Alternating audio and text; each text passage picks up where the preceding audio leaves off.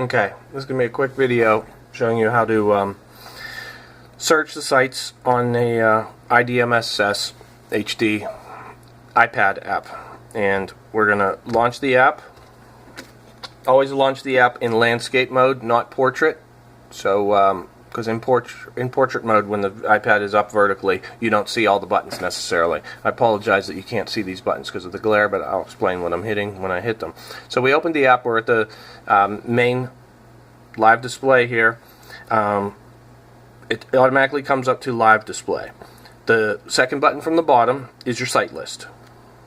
Hit that button. Over here is my site list. I will click on a site. It'll bring up my thumbnails of that site, and I can take a specific camera, drag it into a window, and then I will be viewing that site live. I can double click on that window and bring it up to full screen.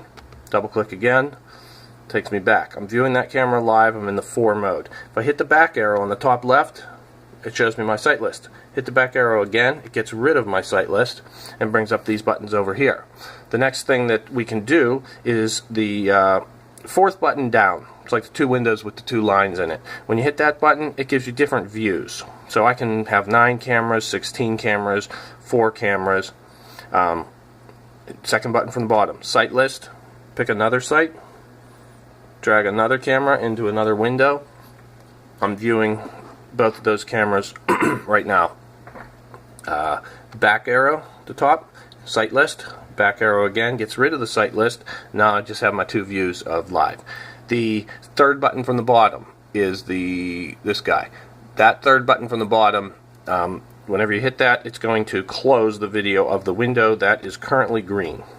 So, boom, it closed that one. If I push and hold that button, it'll close the live video of all windows. If you're searching, that button also closes the searching video of all windows. So now that was the live view. Top button on the right is our main menu. When I hit that, I get this pop up over here. The second button down is playback. That's how we get from live view to playback. Now we're in playback mode.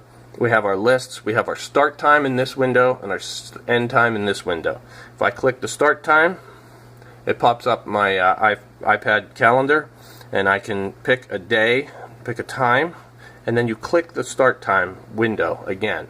So I click it, pop up, scroll through, get your start time, and then click that window again. Click the bottom one, change your end time to whatever time you want also, and then click the end time window. Now I have a start time and end time established. I click on a site, brings up thumbnails of that site. I can drag a camera over here. Now I'm viewing the recorded video from this start time, end time. I picked my site and I dragged my camera over here. I can double click on that. That brings up a progress indicator in my timeline bar over here. If I want to see this video even bigger, I can hit my back arrow over here. Gives me my site list. Back arrow again. Gets rid of my site list. Now I have a little bigger screen to work with. Progress time indicator. Slide that from left to right. I can slide down here to go to a specific time. I can hit my next button over here, and that will slide into the next hour of recorded video of that site. Now, I want to see when this woman pulled her car in there. So I'm going to just back up a little bit. Okay, back up a little more, back up a little more, and I'll just, there you go, her car's gone. Now, in the 60-minute timeline, you see it says 60 minutes right here.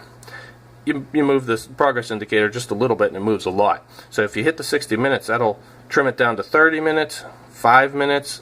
Now I can just slide a little bit at a time here. Okay, I'm going to go back to 30 minutes. Slide a little bit further. There's the car. Back it up a little bit. The car's not there. I'm going to go to 5 minutes. That just trims the amount being displayed of the timeline here. So I can just back it up a little bit at a time and you'll see the car coming in there. Now, once that vehicle is in place there, I can pause this. Being that my site menu is not up, my control menu on the right is up. Now I can hit the camera, which is the 3rd button down.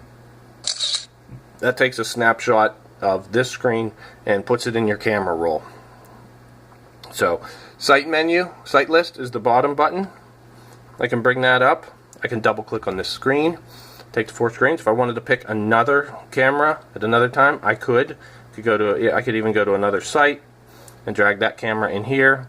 Still, start time and end time that we originally put in there applies to both of these cameras. Whichever camera I click on, that's where I'm controlling with this progress indicator timeline down here. So click on this one, I'm playing at 8:24 and 8 seconds. Click on this one, I'm playing at 7:34 and 12 seconds.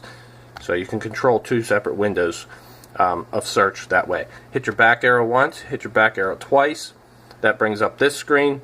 The bottom, second button from the bottom is your exit, so I can exit, and that will close that video window. I can push and hold, that will close all video windows. Now I'm still in playback mode. Main menu, top right. Top button is live, next button is playback. So I'm going to go back to live. Now I'm at live, site menu. Pick up whatever site I want, drag that camera over there, that's what I'm displaying. Back. Still displaying that live video. 4th button down, change my view to 9 view. Site menu, pick another site, pick another camera.